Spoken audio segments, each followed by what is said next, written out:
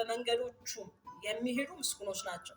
የድካምህን ፍሬ ትመገባለህ፣ ምስጉን ነህ፣ መልካም ይሆንልሃል።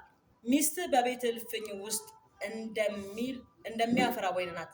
ልጆች በማዕድ ዙሪያው እንደ ወይራ ቡቃያ ናቸው። እነሆ እግዚአብሔርን የሚፈራ ሰው እንዲህ ይባረካል። እግዚአብሔር ከጽዮን ይባርክ።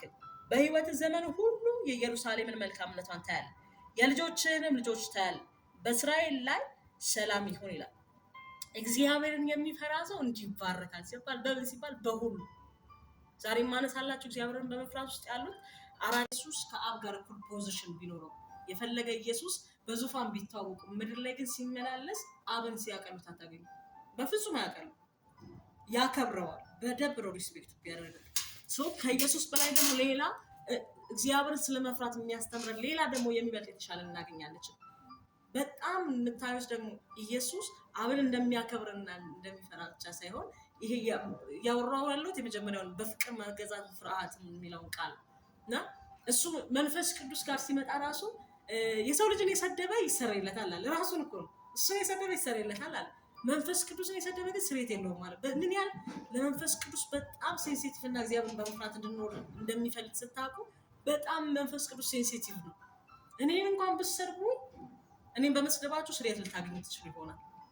ከኔ ጋር ያለውን እኩል ፖዚሽን ላይ ያሉትን አብረው ያሉትን መንፈስ ቅዱስ እሱ የሰደበ ግን ስሬት የለውም ይላል። ምን ያህል እግዚአብሔርን ስለመፍራት መንፈስ ቅዱስን ስለማክበር ስትመለከቱ ሴንሲቲቭ ነው ያደርጋችሁ። በጣም ሴንሲቲቭ ነው የሚያደርጋችሁ። እግዚአብሔር በመፍራት ውስጥ ትልቁ በረከት እግዚአብሔርን በመፍራት ውስጥ ትልቁ ያለው በረከት እግዚአብሔር አብሯችሁ ይቆያል። እግዚአብሔር አብሯችሁ ይቆያል። እግዚአብሔርን በመፍራት ለሚመላለሱ ሰዎች እግዚአብሔር በምድርም በሰማይ ሽልማት አለ። የድካምህን ፍሬ በምድር በሙላትና በእግዚአብሔር ዘንድ እግዚአብሔርን በመውደድ እግዚአብሔርን በመፍራት ነው። ስንቀር ለማይወዱንና ክብር ለማይሰጡን ሰዎች ዋጋ እንሰጥ። ታውቃላችሁ አይደል? እኔ በባሪ አልወድም፣ እናንተ አላውቅም። የሚወድ ሰው ያለም አይመስለኝም። ማንም ሰው ዲስሪስፔክት አይወድም። በቃ ስታቃሉ ዝቅ ሳባሱ ያለም አይወድም። ለምን ሲባል ማንም ሰው ይሄ በጣም ስለሚጎዳችሁ አስባችሁ እንድትፈሩ ሳይሆን በፍቅር የሆነ ክብርን ግን ሰው ይፈልጋል። ሁሉም ሰው ይፈልጋል እና እግዚአብሔርን ስትፈሩት በሰማይም በምድርም ትባረካላችሁ ማለት ትልቁ የመጀመሪያው በረከት እግዚአብሔር አብራችሁ ይሆናል። እናንተ ከማይወዳችሁና ከማያከብራችሁ ሰው ጋር አብራችሁ መዋል እንደማትፈልጉ ሁሉ እግዚአብሔር ከማይፈልጉትና ከማያከብሩት ሰው ጋር በመዋል አይፈልግም። አንዳንድ እግዚአብሔር ካራክተሮች በክርስቶስ መልክና አምሳል ስለተሰራ እሱን ነው የምንመስለው አይደል? የእሱ ባህሪኛ ውስጥ አለ እና አንዳንድ ባህሪዎቻችን እርሱን ኢየሱስ ክርስቶስን በደንብ ዲቴል ያብራራላቸዋል እና ኢየሱስ አብሮት እሱን በመምሰል ውስጥ የማይኖረውን ሰው እግዚአብሔርን በመፍራት ውስጥ የማይኖረውን ሰው እሱ ጋር መቆየት አይፈልግም። ለዛ ነው የሚወደኝንም አባቴ ይወደዋል እኔም እወደዋለሁ አለ። ለምን ሲባል ፍቅር ትክክለኛ የክብር ፍርሃት ይዞ ስለሚመጣ፣ ፍቅር ትክክለኛ የመገዛትን ህይወት ይዞ ስለሚመጣ ማለት ነው እና ምንድነው ያለ አይደለም እኛ ሰዎች የሚወዱና የምናከብራቸው ሰዎች ጋር መዋል ቀርቶ እግዚአብሔር እንኳን መዋል ሲፈልግ የሚወዱትና የሚያከብሩት ጋር ነው የሚቆዩ። የመጀመሪያው በረከት ምንድነው አልኩኝ? እግዚአብሔር ከእናንተ ጋር ይሆናል። ብዙ ሰው ይሄንን ስለማያስተውል ብዙዎቻችን ይሄንን ታሪክ እንሰማለን አይደል? በቃ ሰው እንደፈለገ ጓደኛ የፈለገውን ኃጢአት ይሰራና መድረክ ላይ ቆሞ ያገለግላል። ግን ደግሞ የሚገለጥ ጸጋ አለ ምናምን ብለን እናወራለን እና በጣም በጸጋና በክብር የሚያገለግሉ ሰዎች ብዙ ልዩነት አላቸው። በጸጋና በክብር የሚያገለግሉ ሰዎች ማለት ነውና በክብር የሚያገለግሉ ሰዎች እነሱ ግዴታ ሄደው እጅ መጫን ላይጠበቅባቸው ይችላል። በክብር የሚያገለግሉ ሰዎች እዛ ቦታ መገኘታቸው በራሱ እግዚአብሔር ወክ እያደረገ መፎስ ያለባቸው እንዲፈወሱ፣ መዳን ያለባቸው ሙታን መነሳት ካለበት በክብር የሚያገለግሉ ሰዎች እንደነዚህ ናቸው። የጸጋ ሲሆን ግን ግዴታ ያ ነገር ላይ ስፔሲፊክሊ ተገልጦላችሁ አይታችሁት ምን ማለት ነው? ለታመመ ሰው ከሆነ ልትጸልዩት የፈውስ ጸጋ ከሆነ ያለባችሁ፣ በኃጢአት የወደቀ ሰው ከሆነ ግዴታ ያንን ጸጋ የታመመ ሰው በእንደዚህ በሽታ ውስጥ ያለ ሰው ብሎ ስፔሲፊክሊ አድርጎ ጠርቶ ሄዶ ግዴታ እጅ መጫን አለበት። ያንን ሁሉ እሱን አይደለም ሪጀክት አድርገነው ቀርቶ መንፈስ ቅዱስን ሰድበነው እንኳን ይቅርና እዛ ድረስ ስቴፕ ሄደን ቀርቶ የሆነ ነገር እንኳን መንፈስ ቅዱስን በልባችን እንኳን አስበን ብናሳዝነው እግዚአብሔርን በመፍራት ጌታ ይባርከን። እግዚአብሔርን በመፍራት ውስጥ በረከት አለ። የእግዚአብሔር የልብ ሐሳብ የሚረዱ ሰዎች እግዚአብሔርን በመፍራት ህይወት ያላቸው ሰዎች ናቸው። በጣም መንፈስ ቅዱስን ወዳጅ ለመሆን የምትፈልጉ ከሆነ እኔ ይህንን ቃል ለኔ ይነካኛል። በጣም የመንፈስ ቅዱስ ወዳጅ መሆን ከፈለጋችሁ፣ በጣም መንፈስ ቅዱስ አብሯችሁ እንዲቆይ፣ መንፈስ ቅዱስ ከእናንተ ጋር እንዲሰራ፣ መንፈስ ቅዱስ ከእናንተ ጋር ነገርን እንዲያደርግ፣ ሚስጥር ሁላ እንዳይደብቃችሁ፣ ሁሉም ነገር ገልጦ እንዲያወራችሁ ከፈለጋችሁ እሱን ፍሩት። የሚፈሩት ጋር መዋል ስለሚፈልግ ይመጣል እናንተ ጋር። ለዛ ነው ብሉይ ኪዳን ላይ እግዚአብሔር በጣም እስራኤላውያን በአመፅ ሲወድቁ፣ በኃጢአት ሲወድቁ ነብይ ያስነሳላቸዋል። ከዛ መካከል የሚያስነሳቸው ነብይ ግን ሁሉንም ካያችሁ እግዚአብሔርን ይፈሩ ነበር። በጣም ነው እግዚአብሔርን የሚፈሩት። የሰራዊት ጌታ እግዚአብሔር እያሉ እንኳን ሲናገሩ እግዚአብሔርን ይፈራሉ። ለምንድን ነው እንደዛ እንዲሆኑ የሚያደርጋቸው ሲባል እግዚአብሔር ልባቸውን ስለሚያውቅ፣ እግዚአብሔርን መፍራት በእነሱ ውስጥ ስላለ መጥቶ የልቡን ለማውራት አያፍርም። ሆሴ ሂድና ጋለሞታ ሴት አግባ አለው። ማንም ሰው የማይመርጣትን ሂድና ጋለሞታ ሴት አምጣ። ሄዶ አገባ፣ መጣት ምናምን። በጣም ትልቅ እኮ አይደለም ለአገልጋይ ለነብይ ቀርቶ ኖርማል ሰው እኮ አይፈልግም። ማንም ሰው አይፈልግም እንደዚህ አይነት ሴት ማግባት። ሂድና አምጣና አግባ። ሄዶ እግዚአብሔርን ቃል ሰምቶ ግን ሰሚት አድርጎ ሄዶ አገባል። ከዛም በኋላ መጣች፣ ቤቱ ኖረች፣ ልጅ ወለደችለት። ከዛ ተመልሳ ከቤቱ ሄደች። የበፊቱ ላይፍ አምሯት ተመልሰው ሲሄድ ደግሞ ሂድና ተመልሰ በገንዘብ ገዝታ አምጣት ይለዋል። ተመልሶ ሄዶ ደግሞ ይዟት ይመጣል። እና እግዚአብሔር ልቡን እሱን መፍራቱን ስለሚያውቅ እግዚአብሔርን መፍራት ምን ያህል ትልቅ ዋጋ እንደሚያስከፍል የምታዩ ሄዶ ከባህሉና ከካልቸሩ ውጪ በጣም ስርዓት ያላትን ሴት ማግባት ሲችል በግልሙትና ውስጥ ያለችውን ሴት እንዲያገባ እግዚአብሔር ሲያዘው እንኳን አልተቀበለም። ኧረ እግዚአብሔር ፍቃድ አይደለም ሰይጣን ይሆናል ምናምን ብሎ አለ። ቀጥ ብሎ እግዚአብሔርን ስለሚፈራ ሄዶ ተቀበለው እና እግዚአብሔርን ፍቃድ አደረገ። እግዚአብሔርን መፍራት በሱ ውስጥ ስላለ ማለት ነው። እግዚአብሔርን ስትፈሩ እግዚአብሔር በሚሰጣችሁ መመሪያ በሙሉ እግዚአብሔርን ሕግ በመጠበቅ ቅድም እያልነበራል ሕጉንና ትእዛዙን መጠበቅ ነው ሲል ሕጉንና ትእዛዙን በመጠበቅ ውስጥ ስትመላለሱ ያኛውን ህይወት እናንተ ጋር ሲመጣ እርሱ እግዚአብሔር ከእናንተ ጋር መቆየት ስለሚፈልግ ሚስጥርን አይደብቃችሁ። ለባርነት አሳልፎ ሲሰጥ እግዚአብሔር ደስተኛ ሆኖ አይደለም። በጣም ያዝናል እና ምናልባት ከተመለሱ ወደ ጉያው እንደገና ከመጡለት ብሎ ነው የሚሰጣቸው እንጂ በጣም ልቡ እያዘነ ነው የሚሰጣቸው። ደስተኛ ሆኖ አይደለም። እሱ ደስ የሚለው በራሱ ፍቃድ እየሰሙትና እየታዘዙ ሲኖሩ ብቻ ነው። ግን ደግሞ በጣም ከሚያልፉበት አለመታዘዝ አመፅ አንጻር እንዲገዙለት ሲፈልግ ለዛ ነገር አሳልፎ ይሰጣቸዋል። እግዚአብሔርም አሁንም እንደዛ አድርጎ የሚቆጥረው ሰው አለ እና ለማንፈልገው ነገር አሳልፎ የሚሰጠን፣ ለቅጣት አሳልፎ የሚሰጠን ፈልጎ አይደለም። የኛ አለመታዘዝ ነው ያንን በር የሚያስከፍተው ብያቸዋለሁ። ሳምንት ስለ በር በደንብ አውርቻቸዋለሁ። ያለመታዘዝ በአመፃ ውስጥ ያለው የትኛውም ያለመከናወን በሮች በእኛ ህይወት ውስጥ የሚመጡት የትኛውም ያለመከናወን በሮች ህይወታችን ላይ ወደኛ የሚመጡበት ብቸኛ መንገድ እኛ አለመታዘዝ ነው ያንን በር እንዲከፈት የሚያደርግ። የኛ መታዘዝ ግን በእግዚአብሔር በመታዘዝ ውስጥ እግዚአብሔር በመፍራት ውስጥ ያለውን በረከት ወደኛ ህይወት እንዲመጣ ያደርገዋል ማለት ነው። ሌላኛው በምድር ላይ እግዚአብሔርን የሚፈራ ሰው ሁለተኛው በእግዚአብሔር ፊት ሞገስ ያገኛል። እግዚአብሔርን የሚፈራ ሰው በእግዚአብሔር ፊት ሞገስ ያገኛል።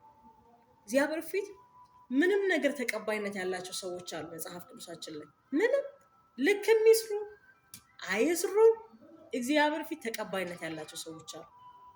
ያ ማለት ግን ልክ አለማድረጋችሁን እግዚአብሔር ያበረታታል ማለት አይደለም። አያበረታታል። ነገር ግን በእነሱ ላይ ባላቸው እርሱን በመፍራት ህይወት ግን እግዚአብሔር ስለሚተማመንባቸው በጥፋታቸው ላይ እንኳን አሳልፎ የማይሰጣቸው ሰዎች አሉ። ሙሴ ነው አይደል? ህግን ያመጣው ከእግዚአብሔር ተቀብሎ ያመጣው ሙሴ ነው። እርሱ ነው እኮ ካላችሁበት ከራሳችሁ ሰው በቀር ከሌላ ወገን አታግቡ ምናምን የሚል ህግ ያመጣው ራሱ ነው። ራሱ ግን ወጥቶ ኢትዮጵያዊ ሴት አግብቶ መጥቶ ራሱ ሙሴ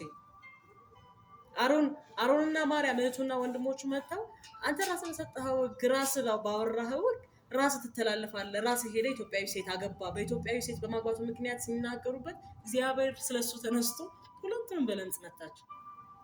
በዚህ ልክ እግዚአብሔርን የሚፈራ ሰው በእግዚአብሔር ፊት ፌቨር አለ።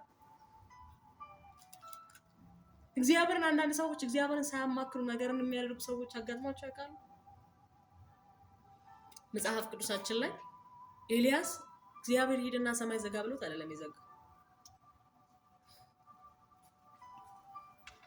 ኤልያስ ሰማይን የዘጋው እግዚአብሔር ዝጋ ብሎት ሳይሆን ራሱ ሄዶን ሰማይን ዘግቶ የመጣው። በፊት ሞገስ አለ። ኖህ፣ አብርሃም፣ ዮሴፍ እነዚህ ሰዎች እግዚአብሔርን ይፈሩ ስለነበር በእግዚአብሔር ፊት ያላቸው ሞገስ እግዚአብሔር ህይወታቸው ላይ ሊያመጣ ያለውን በረከት ከማምጣት አላስቆመው። እግዚአብሔር ህይወታቸው ላይ የሚመጣውን በረከት በሙሉ ያስለቀቀላቸው እግዚአብሔርን በመፍራት። ለምን ይመስላችኋል ብዙ ጊዜ የጸለይንበትን ጸሎት ማንቀበል?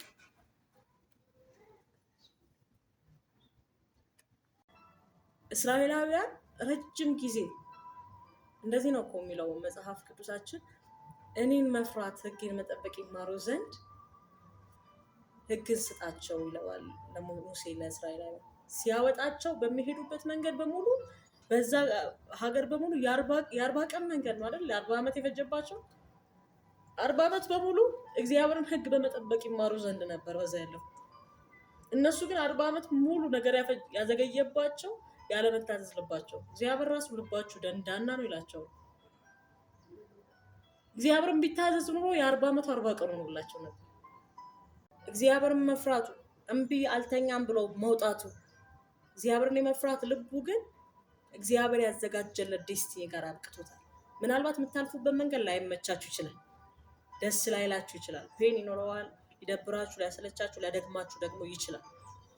በዚህ ሁሉ መንገድ ብታልፉም ግን እዛች ጋር የምትደርሱበት ዴስቲኒያችሁ ጋር ግን የሚያደርሳችሁ አሁን እያለፋችሁበት ያላችሁበት መንገድ ነው። እሱ ነው ደግሞ እግዚአብሔር መፍራት የሚያስተምራችሁ። ሰው እንዴት እግዚአብሔርን አይፈራ የምትሉበትን ጉዳይ እናንተ ጋር እግዚአብሔርን መፍራት ልብ ስላለ ነው። እግዚአብሔርን በመፍራት ውስጥ ስትኖሩ እግዚአብሔርን የሚፈራ ሰው እንዲህ ይባረካል። እንዴት ሲባል በእግዚአብሔር ፊት በሞገስ ይባረካል። እንዴት ሲባል እግዚአብሔር አብሮነቱን ሸልሞት ይባርከዋል። ሌላኛው እግዚአብሔርን የሚፈራ ሰው በእግዚአብሔር ፊት ሞገስ ማግኘትና እግዚአብሔር አብሮት መሆን ብቻ አይደለም፣ በሰው ፊትም ሞገስ ያገኛል። እግዚአብሔርን የሚፈራ ሰው በሰው ፊት ሞገስ ያገኛል። ዳዊት ወደ ሳሙኤል ሲመጣ ሳሙኤል የተናገረው ቃል ትዝ ይላችኋል? አንደኛ ሳሙኤል ምዕራፍ 17 ላይ ኢየሱስም ምድር ላይ ሲንቀሳቀስ ሁሉም ይደነቅበት ነበር፣ ለባለስልጣን ያስተምር ነበር ይላሉ። ቤተ መቅደስ ገብቶ በ12 ዓመቱ ጥያቄ ሲጠይቅ ሁሉም ይደንቃቸዋል። ግን ደግሞ ኢየሱስ እያደገበት የመጣበት እግዚአብሔርን መፍራት ኢሳይያስ ምዕራፍ 11 ላይ ብያዋለሁ አስደል ሳምንት እግዚአብሔርን የመፍራት መንፈስ ይለዋል። ከእሴይ ግንድ እንደሚወጣው በትር አንደኛው መንፈስ የጥበብ መንፈስ፣ የማስተዋል መንፈስ እያለ እግዚአብሔርን የመፍራት መንፈስ ይለዋል። ኢየሱስ ያ እግዚአብሔርን የመፍራት መንፈስ በሱ ውስጥ ስላለ ምንም ያለ አምላክ ቢሆንም እግዚአብሔርን የመፍራት መንፈስ በሱ ውስጥ ስላለ ሲመላለስ በእግዚአብሔር በሰው ፊትም በጥበብም በቁመትም በሞገስ ያድግ ነበር። ይቻላል እንዴ? እንደዚህ በሰውም በእግዚአብሔርም ፊት በሞገስ ማደግ ይቻላል? ኢየሱስ ግን እንደዛ ነው ያደገው። ማንድን ነው እንደዛ ያደረገው ሲባል እግዚአብሔርን የመፍራት መንፈስ በሱ ውስጥ ስለነበር። ምንም ያለ አምላክ ቢሆን በሰውነት እንደተንቀሳቀሰ አትርሱ። አንዳንድ ጊዜ እኮ አይደለም ኢየሱስ ያለፈበት መንገድ እኛ እንኳን የምናልፍበት መንገድ ልጅ ካልሆንኩ እንደውም ይቅር ምናምን የምንልባቸው ልጅ አይደለም እንዴ ለምን በዚህ መንገድ ተሳልፈኛለህ ብለን እግዚአብሔር የምንጠይቅባቸው ጥያቄዎች እነዛ መንገዶች ናቸው። በእነዛ መንገድ ውስጥ እያለፍን ግን እግዚአብሔር መፍራታችን ልባችን ስለሚያይ በዛ ውስጥ እግዚአብሔር ሞገስን በሰው ፊት እየሰጠን ይመጣል። አንድ ጊዜ ላይፍ ሼሪንግ ላይ ያወራች አንድ ሴት በጣም ደነቀችኝና ከዚህ እንድትሄድ እግዚአብሔር ፕላን ነበር። ሄደች የኖረችበት ምናምን መንገድ ምናምንና ጌታ ረንቃል ነው የምትለው። በጣም እዛ ሄዳ አግብታ ሌላ በጣም ብዙ ቻሌንጅ ውስጥ እያለፈች ነው ከኢትዮጵያ ወጣና አትመጣም ትለዋለች። ጌታ እየጠበቅኩ እኮ ነው አትመጣም ትለዋለች። እኔ ቃል በጣም ነው የሚነካኝ። አትመጣም እየጠበቅኩ ነው ዛሬ አትመጣም አሁን አትመጣም ትለዋለች ጌታ ማለት ነውና በጣም ያላትን ፋይናንስ እዛ የጀመረችውን ቢዝነስ ተበላሽቶ ባለቤቷ እስከሞት ድረስ ደርሶ ምናምን በቃ በመጨረሻ ደረጃ በኋላ የመጨረሻ የሞት ደረጃ ደርሶ በጣም ብዙ ፔን ውስጥ አልፋ ነው የመጣችው። በጣም በብዙ ህመም ውስጥ አልፋ ነው የመጣችው። ግን ስትመጣ ቦሌ ውስጥ ሲቀበሏ ቤተሰቦቿ በጣም አምሮባት ነበር እና ጠፋውባቸው። ለቤተሰቦች ያለ መጥተው ሲያዩ ጠፋውባቸው።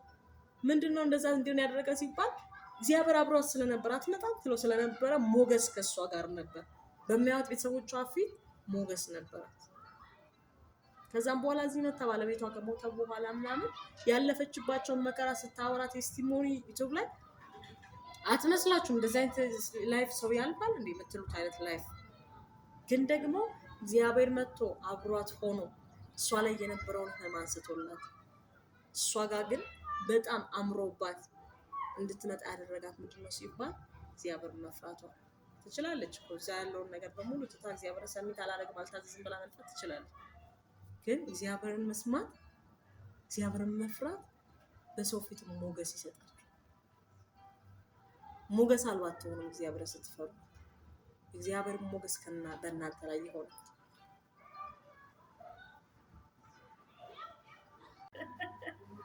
መላጣ ላሉ ሰዎች ድቦችን ከእንትን አስመጥተው ከጫካ አስመጥተው ድቦቹ ግን እግዚአብሔርን ስለሚፈራ እሱ የእሱን ቃል ሰምተው ከጫካ ወጥተው ልጆቹ ሰባበሯቸው።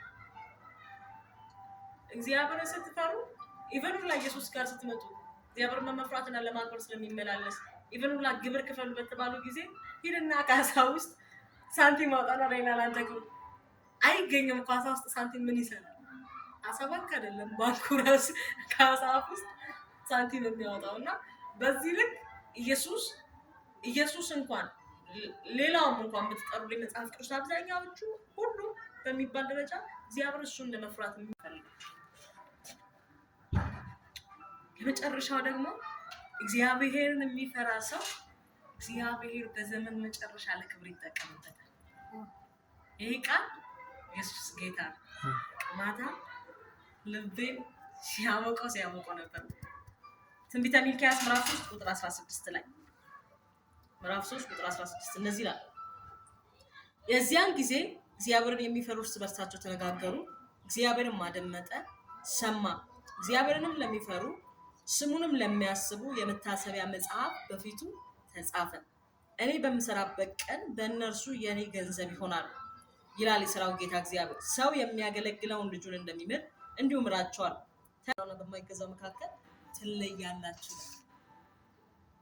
በዘመን መጨረሻ እግዚአብሔርን በሚፈራ ሰው እግዚአብሔር ለክብር ይጠቀምበታል። እግዚአብሔር ገንዘቡ ያደርገዋል። ለዚህ ለዘመን መጨረሻ ክብር እግዚአብሔር ባይን እንዲጠቀምባችሁ ከፈለጋችሁ አሁን ጊዜው እየከፋ እየጨመረ ስለሚሄድ ህዝቡ እግዚአብሔርን ከመፍራት ይልቅ እግዚአብሔር የለም ወደ ማለት እየመጣ ደረጃ ነው። ስለዚህ እዛኛው ስቴፕ እየሄደ ላለው ጀነሬሽን እናንተ እግዚአብሔር ክብር በኃይል እንዲገለጥባችሁ እግዚአብሔርን መፍራት ግን ተማሩ፣ ተለማመዱ። ኢየሱስ ጌታ